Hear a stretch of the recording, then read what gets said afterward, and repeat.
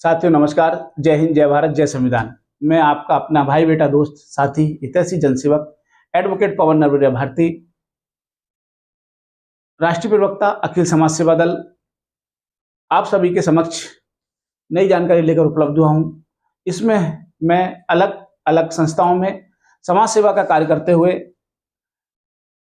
जैसे कि कर्जा मुक्ति अभियान में इंदौर लोकसभा प्रभारी होकर पिछले 3 साल से लगातार लोगों को निःशुल्क कानूनी सलाह दे रहा हूं।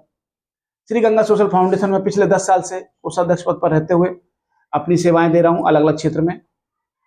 मानवाधिकार सुरक्षा एवं संरक्षण में जिला सचिव होते हुए अलग अलग क्षेत्र में लोगों की सेवा कर रहा हूं। सद्भावना मंच इंदौर में कार्यकारिणी सदस्य होते हुए अलग अलग धर्म संप्रदाय के लोगों को एक पायदान पर लाने के लिए काम कर रहा हूं।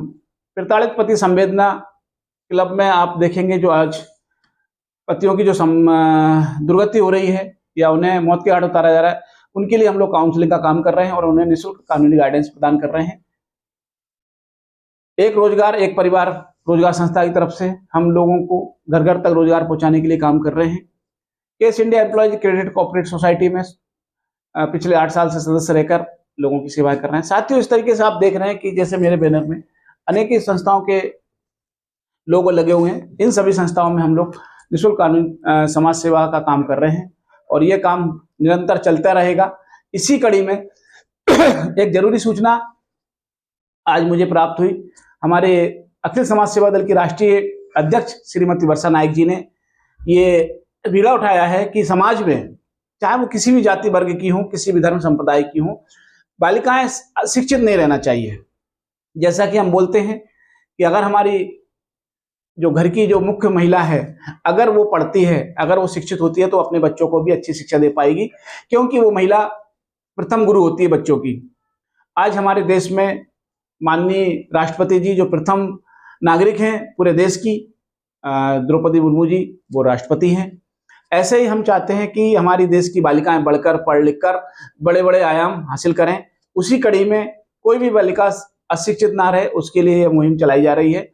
इसमें जहां तक भी आप मेरी आवाज सुन रहे हैं, जो भी साथी अगर ऐसे बालिकाओं को समाज में पाते हैं, आप उनकी जानकारी हम तक पहुंचाएं और हमारे माध्यम से या हम उनके माता पिता को जागरूक करेंगे क्यों वो उन्हें शिक्षा ग्रहण नहीं करवा रहे हैं, क्या कारण है। उन सब कारणों पर हम लोग काम करेंगे और उनके माता पिता को उस तरीके से समझाएंगे कि हमारी बेटी को शिक्षा देना जरूरी है और उनके निकटतम सरकारी स्कूल में उन्हें एडमिशन कराया जाएगा और उनकी शिक्षा के लिए जो जो आवश्यक चीजें हैं वो उन्हें प्रोवाइड कराई जाएंगी। तो साथियों, मेरा आपसे फिर निवेदन है कि अगर आपके जान पहचान में, आपके समझ में अगर इस तरीके की कोई है तो आप उन्हें जरूर हमसे मिलाएं या आप खुद भी उन्हें सरकारी स्कूलों में आप एडमिशन करवा सकते हैं, उन तक शिक्षा के लिए पहुंचा सकते हैं। साथ ही साथ आप देख रहे हैं पूरे देश में हमारी भारत सरकार के द्वारा भी बेटी बचाओ बेटी पढ़ाओ का नारा चल रहा है और ये लगातार चलता रहेगा।